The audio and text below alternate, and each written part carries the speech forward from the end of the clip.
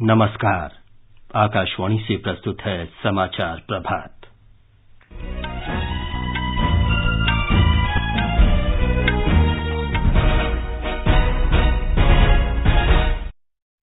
प्रधानमंत्री नरेंद्र मोदी ने कहा, देश की आर्थिक वृद्धि दर फिर से बढ़ रही है। घरेलू उद्योगों को चुनौतियों से लड़ने के लिए तत्पर रहना होगा। प्रधानमंत्री आज दिन में 12:30 बजे आत्मनिर्भर नारी शक्ति से संवाद कार्यक्रम में भाग लेंगे। अंतर्राष्ट्रीय युवा दिवस आज मनाया जा रहा है। युवा कार्य और खेल मंत्री अनुराग ठाकुर आज नई दिल्ली में राष्ट्रीय युवा पुरस्कार प्रदान करेंगे। देश में अब तक 52 करोड़ से अधिक कोविड रोधी टीके लगाए गए। महाराष्ट्र सरकार ने कोरोना प्रतिबंधों में ढील दी। रविवार से प्रतिदिन रात 10 बजे तक होटल और रेस्तरां खोलने की अनुमति। हिमाचल प्रदेश के किन्नौर में चट्टानें खिसकने से हुई दुर्घटना में बचाव कार्य जारी। इंदौर देश का पहला वाटर प्लस सिटी बना। और क्रिकेट में भारत और इंग्लैंड के बीच 5 टेस्ट मैचों की श्रृंखला का दूसरा मैच आज लंदन में शुरू होगा।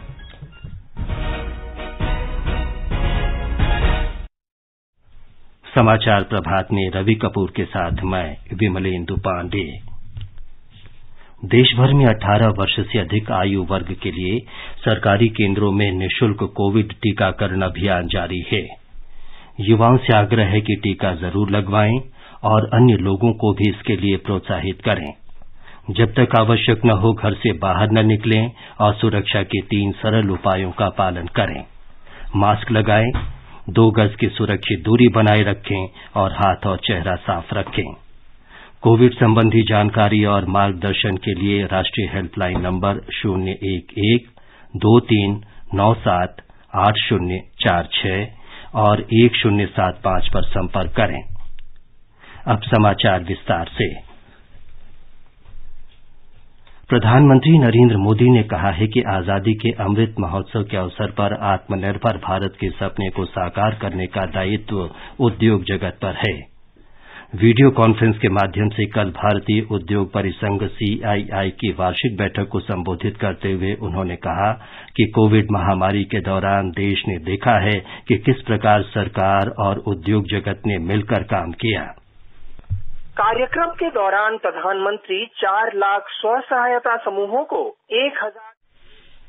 प्रधानमंत्री ने कहा कि भारतीय उद्योग के नए लक्ष्यों के लिए ये नए संकल्प का बड़ा अवसर है। श्री मोदी ने कहा कि आज का भारत विश्व के साथ चलने को तत्पर है। प्रधानमंत्री ने कहा कि आज देश का विदेशी मुद्रा भंडार सर्वाधिक हो गया है और इसने कारोबार सुगमता में बड़ी छलांग लगाई है। अब फिर गति पकड़ रही है। आज शायद ही कोई दिन ऐसा हो जब न्यू अपॉर्चुनिटीज को लेकर किसी न किसी CEO का स्टेटमेंट न आता हो। आत्मनिर्भर भारत अभियान की सफलता का बहुत बड़ा दायित्व भारतीय उद्योगों पर है। आज का नया भारत नई दुनिया के साथ चलने के लिए तैयार है। आज देशवासियों की भावना भारत में बने प्रोडक्ट्स के साथ है। देश मन बना चुका है। अब उद्योग जगत को इस मन के मुताबिक अपनी नीति बनानी है। आत्मनिर्भर भारत अभियान में आगे बढ़ते हुए ये आपको बहुत मदद करेगा। प्रधानमंत्री ने कहा कि संसद के मानसून सत्र में कई महत्वपूर्ण विधेयक पारित किए गए हैं। इनसे छोटे उद्यमों को आसानी होगी और कारोबारियों को ऋण की सुविधा मिल सकेगी। प्रधानमंत्री ने कहा कि आज लोग स्थानीय उत्पादों को स्वीकार करने और उन्हें बढ़ावा देने के लिए तैयार हैं। उन्होंने कहा कि आत्मनिर्भर भारत के निर्माण के लिए ये बहुत महत्वपूर्ण होगा। प्रधानमंत्री ने कहा कि अब देश में $1 अरब से अधिक की पूंजी वाले 60 स्टार्टअप यूनिकॉर्न हैं, जबकि 6-7 वर्ष पहले इनकी संख्या लगभग 3-4 थे। इन 60 यूनिकॉर्न में 21 की स्थापना पिछले कुछ महीनों में हुई है। उन्होंने कहा कि इनके प्रति निवेशकों की प्रतिक्रिया बहुत अच्छी रही है, जो ये बताती है कि भारत में विकास के असाधारण अवसर हैं।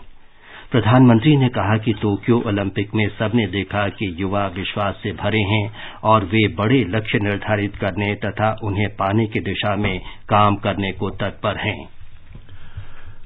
प्रधानमंत्री नरेंद्र मोदी आज दिन के 12:30 बजे वीडियो कॉन्फ्रेंस के माध्यम से आत्मनिर्भर नारी शक्ति से संवाद कार्यक्रम में भाग लेंगे।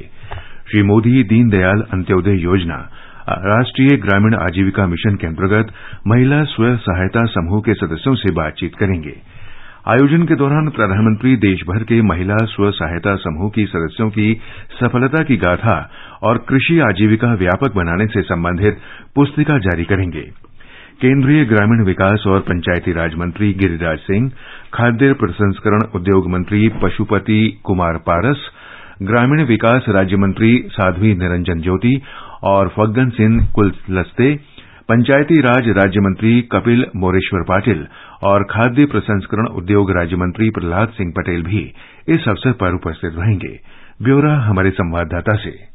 कार्यक्रम के दौरान प्रधानमंत्री 4 लाख स्व सहायता समूहों को 1,625 करोड़ रुपए की नई सहायता राशि भी जारी करेंगे। इसके अलावा वे PM formalisation of micro food processing enterprise के तहत आने वाले 7,500 स्व सहायता समूहों को 25 करोड़ रुपए की आरंभिक धनराशि भी जारी करेंगे। यह खाद्य प्रसंस्करण उद्योग मंत्रालय की योजना है। इसी तरह मिशन के तहत आने वाले 75 किसान उत्पादक संगठनों को 4.13 करोड़ रुपए की धनराशि प्रदान करेंगे। दीनदयाल अंत्योदय योजना, राष्ट्रीय ग्रामीण आजीविका मिशन का उद्देश्य है कि ग्रामीण इलाकों के गरीब ग्रामीण परिवारों को स्व सहायता समूहों से जोड़ना। यह क्रमबद्ध तरीके से किया जाता है और गांव के गरीबों को लंबे समय तक सहायता दी जाती है ताकि वे अन्य तरह से भी अपनी आय और जीवन के स्तर में सुधार ला सकें। मिशन के कई पहलुओं को कार्यान्वित किया जा रहा है। स्व सहायता समूहों से जुड़ी महिलाएं प्रशिक्षित होकर अपने समुदाय की अगुवा बन गई हैं। मिशन महिलाओं को शक्ति संपन्न भी बना रहा है।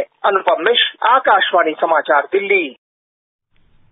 प्रधानमंत्री नरेंद्र मोदी कल वीडियो कॉन्फ्रेंस के माध्यम से गुजरात में निवेशक सम्मेलन को संबोधित करेंगे। इस सम्मेलन का आयोजन वाहन स्क्रैपिंग नीति के तहत स्क्रैपिंग संबंधी बुनियादी सुविधाओं में निवेश आमंत्रित करने के लिए किया जा रहा है। एकीकृत स्क्रैपिंग केंद्र के विकास पर भी विचार विमर्श किया जाएगा। केंद्रीय सड़क परिवहन और राजमार्ग मंत्रालय तथा गुजरात सरकार द्वारा गांधीनगर में आयोजित इस सम्मेलन में संभावित निवेशक, उद्योग विशेषज्ञ और संबंधित केंद्रीय और राज्य सरकार के मंत्रालय भाग लेंगे। केंद्रीय सड़क परिवहन और राजमार्ग मंत्री नितिन गडकरी और गुजरात के मुख्यमंत्री विजय रूपाणी भी इस अवसर पर उपस्थित रहेंगे। वाहन स्क्रैपिंग नीति का उद्देश्य अनुपयुक्त और प्रदूषण फैलाने वाले वाहनों को पर्यावरण अनुकूल और सुरक्षित ढंग से हटाने की व्यवस्था करना है। संसद ने 127वां संविधान संशोधन विधेयक 2021 सर्वसम्मति से पारित कर दिया है। राज्यसभा ने इसे कल मंजूरी दे दी। इसे सदन की संख्या के बहुमत से और मतदान के दौरान सदन में उपस्थित सदस्यों के 2/3 मतों से पारित किया गया। 187 सदस्यों ने विधेयक के पक्ष में मतदान किया, जबकि किसी ने इसका विरोध नहीं किया। लोकसभा ने यह विधेयक मंगलवार को पारित कर दिया था। प्रधानमंत्री नरेंद्र मोदी ने कहा है कि संसद के दोनों सदनों में 127वें संविधान संशोधन विधेयक 2021 का पारित होना देश के लिए एक ऐतिहासिक क्षण है। श्री मोदी ने ट्वीट संदेश में कहा कि ये विधेयक सामाजिक सशक्तिकरण को और मजबूत बनाएगा। उन्होंने कहा कि ये वंचित वर्गों के लिए गरिमा, अवसर और न्याय सुनिश्चित करने की सरकार की प्रतिबद्धता को भी दर्शाता है। संसद के दोनों सदनों की कार्यवाही अनिश्चित काल के लिए स्थगित कर दी गई है। पहले लोकसभा की कार्यवाही अनिश्चित काल के लिए स्थगित की गई और फिर निर्धारित कामकाज पूरा होने के बाद राज्यसभा की कार्यवाही भी अनिश्चित काल के लिए स्थगित कर दी गई। अंतर्राष्ट्रीय युवा दिवस के अवसर पर युवा कार्य और खेल मंत्री अनुराग ठाकुर आज नई दिल्ली में वर्ष 2017-18 और वर्ष 2018-19 के राष्ट्रीय युवा पुरस्कार प्रदान करेंगे। युवा कार्य और खेल राज्य मंत्री निशीथ प्रामाणिक स्वयंसेवी उद्यम विकास कार्यक्रम के तहत 10 युवा उद्यमी दलों को पुरस्कृत करेंगे। व्यक्तिगत और संगठन श्रेणियों में कुल 22 राष्ट्रीय युवा पुरस्कार दिए जाएंगे। वर्ष 2017-18 के लिए 14 पुरस्कार दिए जाएंगे, जिनमें 10 व्यक्तिगत श्रेणी में और 4 संगठन श्रेणी में हैं। वर्ष 2018-19 के लिए 8 पुरस्कार दिए जाने हैं, जिनमें 7 व्यक्तिगत और 1 संगठन श्रेणी में हैं। पुरस्कार में पदक, प्रमाण पत्र और 1 लाख रुपए और संगठन को पदक और प्रमाण पत्र के साथ 3 लाख रुपए दिए जाते हैं। युवा कार्य और खेल मंत्रालय उत्कृष्ट कार्य और विभिन्न विकास क्षेत्र और समाज सेवा में योगदान के लिए 15 से 29 वर्ष के युवाओं और संगठनों को पुरस्कृत करता है। युवा कार्य और खेल मंत्रालय ने पिछले वर्ष दिसंबर में संयुक्त राष्ट्र कार्यक्रम के सहयोग से ग्रामीण, उपनगरीय और शहरी क्षेत्रों के युवाओं के लिए स्वयंसेवी उद्यम विकास चुनौती की शुरुआत की थी। इसका उद्देश्य कृषि खाद्य मूल्य श्रृंखला में उद्यमों और नवाचारों को बढ़ावा देना है। आगे बढ़ने से पहले एक नजर मुख्य समाचारों पर। प्रधानमंत्री नरेंद्र मोदी ने कहा, देश की आर्थिक वृद्धि दर फिर से बढ़ रही है। घरेलू उद्योगों को चुनौतियों से लड़ने के लिए तत्पर रहना होगा। प्रधानमंत्री आज दिन में 12:30 बजे आत्मनिर्भर नारी शक्ति से संवाद कार्यक्रम में भाग लेंगे। अंतर्राष्ट्रीय युवा दिवस आज मनाया जा रहा है।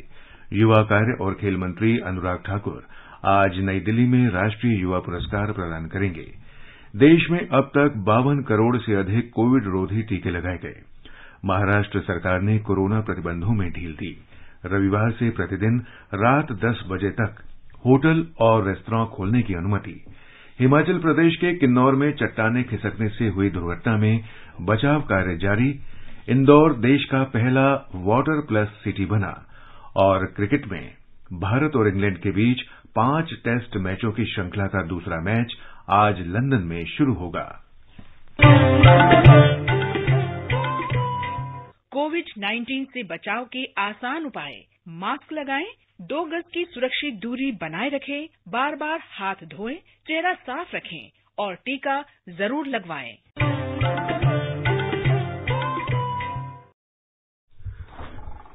देश में अब तक 52 करोड़ से अधिक कोविड रोधी टीके लगाए जा चुके हैं। कल 40 लाख से अधिक टीके लगाए गए। 18 से 44 वर्ष आयु वर्ग में 20 लाख से अधिक लोगों को टीके की पहली डोज और 4 लाख से अधिक को दूसरी डोज लगाई गई। मध्य प्रदेश, गुजरात, राजस्थान, महाराष्ट्र और उत्तर प्रदेश में इस आयु वर्ग के लोगों को 1 करोड़ से अधिक टीके लगाए गए। आंध्र प्रदेश, असम, छत्तीसगढ़, दिल्ली, हरियाणा, झारखंड, केरल, तेलंगाना, हिमाचल प्रदेश, ओडिशा, पंजाब, उत्तराखंड और पश्चिम बंगाल में 18 से 44 वर्ष आयु वर्ग के 10 लाख से अधिक लोगों को कोविड वैक्सीन की पहली डोज लगाई जा चुकी है। गुजरात में पिछले 24 घंटे के दौरान कोविड के 16 नए रोगियों की पुष्टि हुई है। राज्य में स्वस्थ होने की दर 98.76% है। गुजरात में कल 28 मरीज कोविड-19 से ठीक हुए और उन्हें अस्पतालों से छुट्टी दी गई। राज्य में अब तक 8,14,000 से अधिक मरीज कोविड-19 संक्रमण से ठीक हो चुके हैं। संक्रमण के सबसे अधिक 7 नए मामले अहमदाबाद में दर्ज हुए, जबकि सूरत में 3 नए मामले सामने आए। राज्य में कोविड संक्रमण से कल एक भी मृत्यु नहीं हुई। इस बीच गुजरात में कल 3,24,168 लोगों को कोविड के खिलाफ टीके लगाए गए। इसमें से करीब 2 लाख लोगों को टीके की दूसरी खुराक दी गई। योगेश पंड्या, आकाशवाणी समाचार, अहमदाबाद। महाराष्ट्र सरकार ने कोविड प्रतिबंधों में और ढील देते हुए रविवार से हर दिन रात 10 बजे तक होटल और रेस्तरां खुले रखने की अनुमति दे दी है। अभी शाम 4 बजे तक ही होटल और रेस्तरां चलाने की अनुमति है। ग्राहकों को रेस्तरां के प्रतीक्षा क्षेत्र में मास्क पहनना अनिवार्य होगा। एक रिपोर्ट।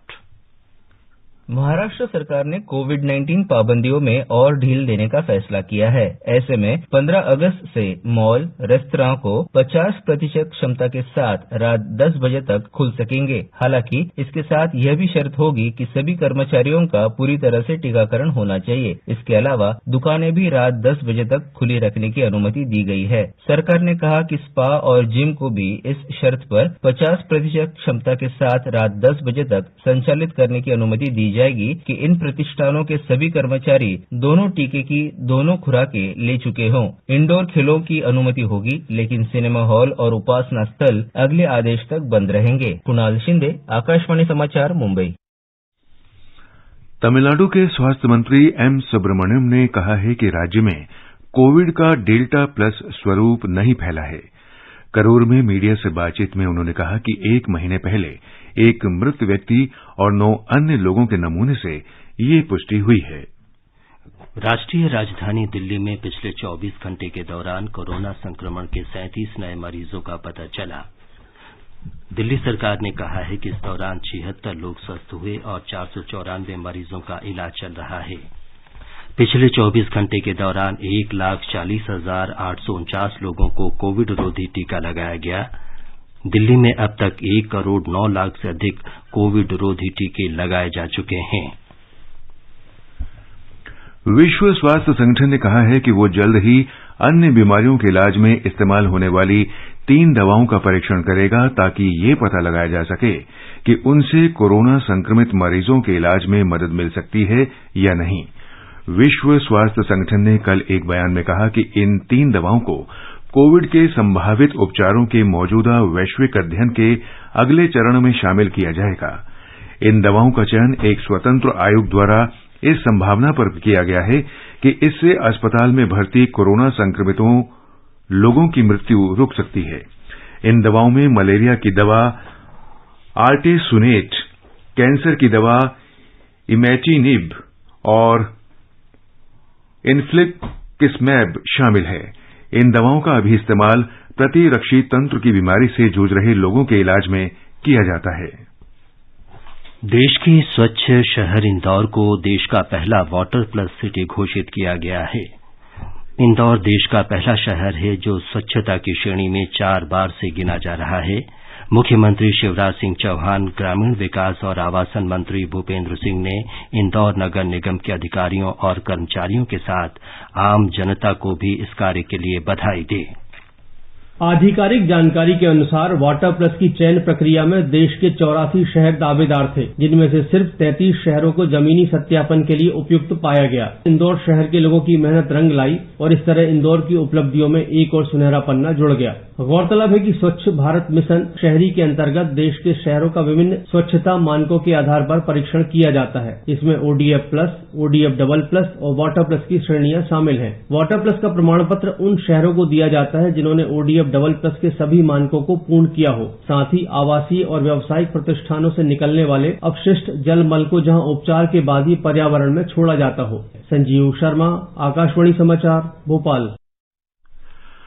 हिमाचल प्रदेश के किन्नौर जिले में चट्टाने खिसकने के स्थल पर मलबे में दबे लोगों की तलाश के लिए बचाव कार्य आज सुबह फिर शुरू हो गया। अब तक 10 शव निकाले जा चुके हैं और 13 लोगों को बचाया गया है। ब्यौरा हमारे शिमला संवाददाता से।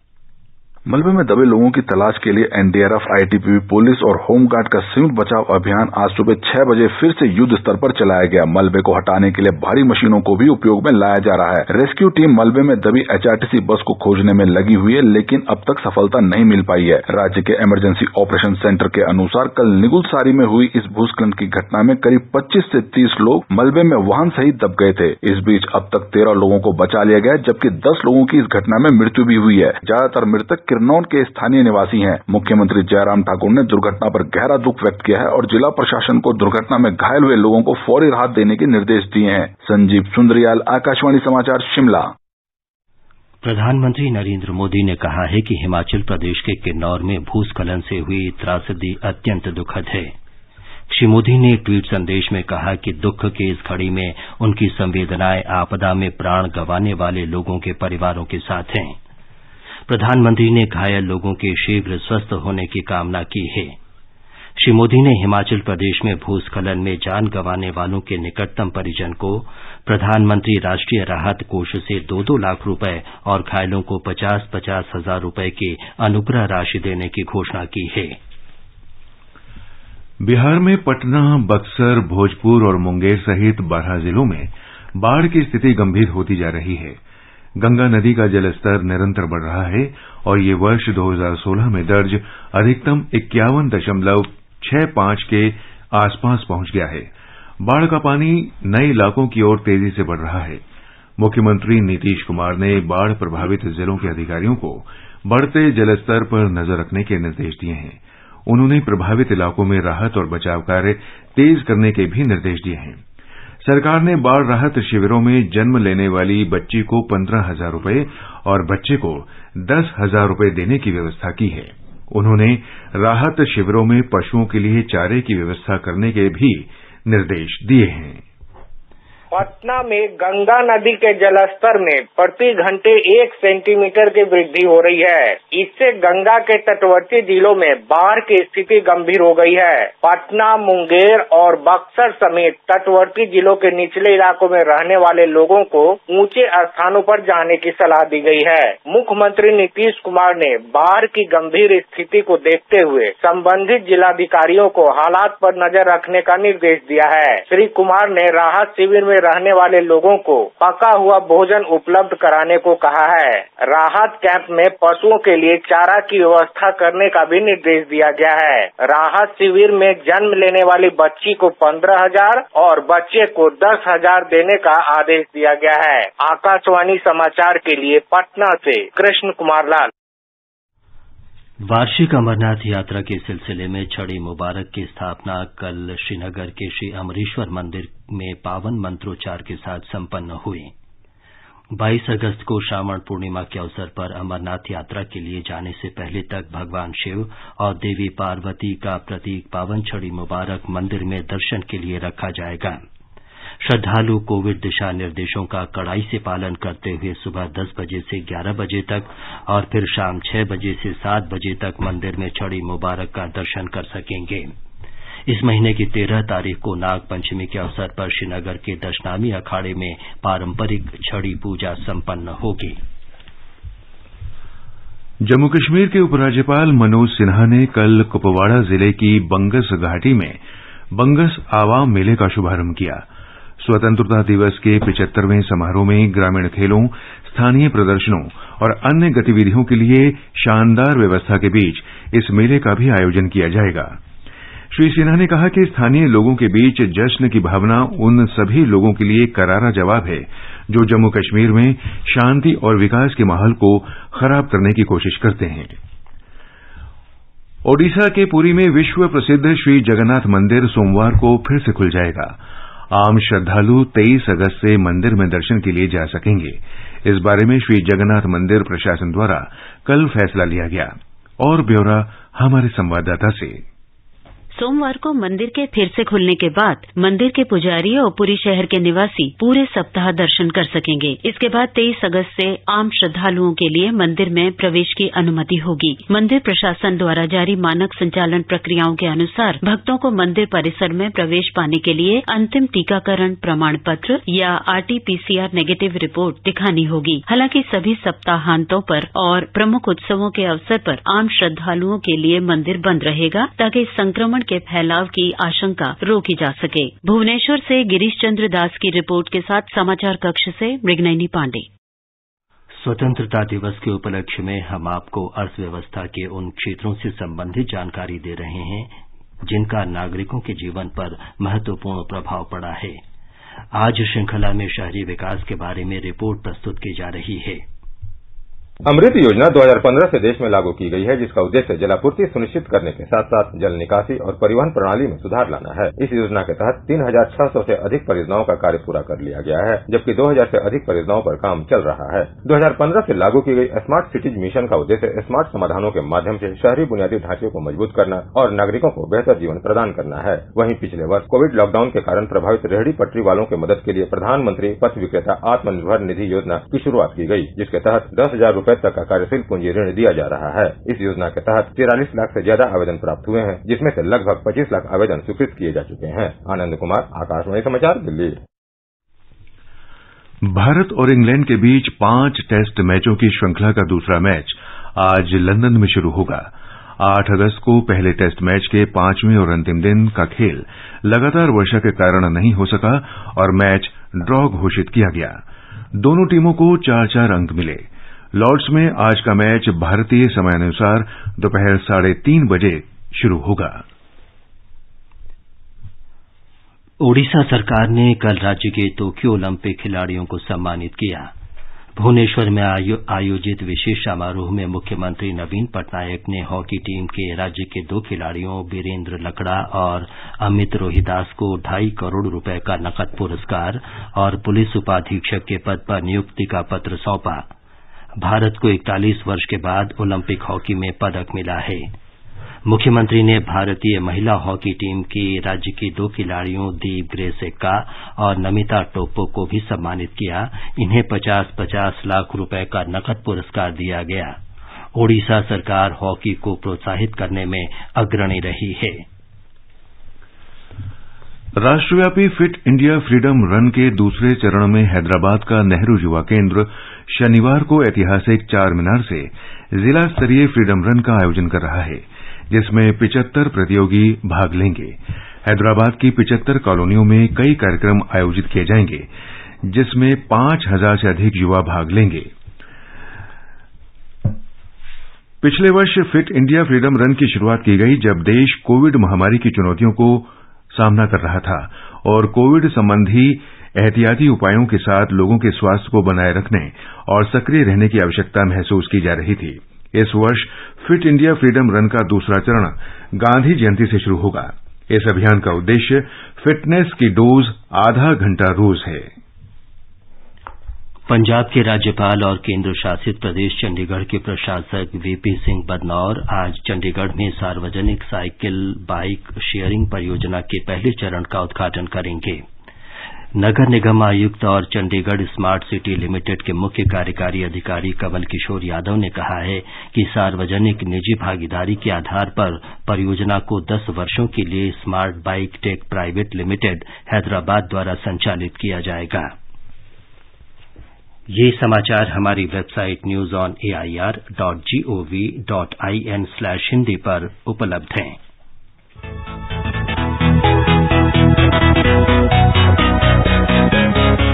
दुनिया रंग बिरंगी, खट्टे मीठे रसीले समाचारों का सतरंगी खजाना आकाशवाणी पर। खबरें होंगी हटकर, जानेंगे कुछ अलग, हंसेंगे खुलकर, करेंगे सजग। सुनना न भूलें सोमवार और मंगलवार आज सवेरे तथा शनिवार और रविवार कार्यक्रम परिक्रमा में।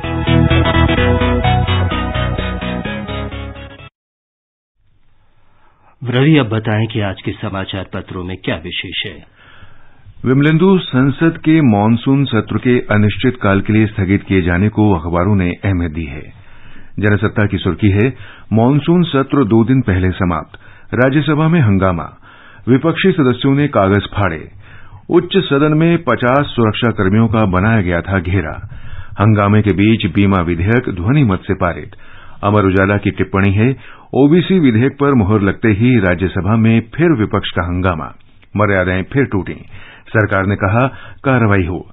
राजस्थान पत्रिका की बड़ी खबर है, केरल में कोरोना टीके की दोनों खुराक के बाद भी 40,000 लोग संक्रमित। सरकार ने स्पष्ट किया, नए वेरिएंट की आशंका नहीं। सभी संक्रमित लोगों के नमूनों की होगी जीनोम सीक्वेंसिंग। कुछ राज्यों में बढ़ी संक्रमण दर। राष्ट्रीय सहारा विशेषज्ञों के हवाले से लिखता है, डेल्टा वेरिएंट के रहते सामूहिक प्रतिरोधी क्षमता की संभावना कठिन। हिमाचल प्रदेश में किन्नौर में भूस्खलन से अनेक लोगों की मौत अखबारों के मुख्य पृष्ठ पर है। लोक सत्य का कहना है, हादसे की जगह पर लगातार गिर रहे थे पत्थर। अंत में मुख्य समाचार एक बार फिर। प्रधानमंत्री नरेंद्र मोदी ने कहा, देश की आर्थिक वृद्धि दर फिर से बढ़ रही है। घरेलू उद्योगों को चुनौतियों से लड़ने के लिए तत्पर रहना होगा। प्रधानमंत्री आज दिन में 12:30 बजे आत्मनिर्भर नारी शक्ति संवाद कार्यक्रम में भाग लेंगे। अंतर्राष्ट्रीय युवा दिवस आज मनाया जा रहा है। युवा कार्य और खेल मंत्री अनुराग ठाकुर आज नई दिल्ली में राष्ट्रीय युवा पुरस्कार प्रदान करेंगे। देश में अब तक 52 करोड़ से अधिक कोविड रोधी टीके लगाए गए। महाराष्ट्र सरकार ने कोरोना प्रतिबंधों में ढील दी। रविवार से प्रतिदिन रात 10 बजे तक होटल और रेस्तरां खोलने की अनुमति। और हिमाचल प्रदेश के किन्नौर में चट्टाने खिसकने से हुई दुर्घटना में बचाव कार्य जारी।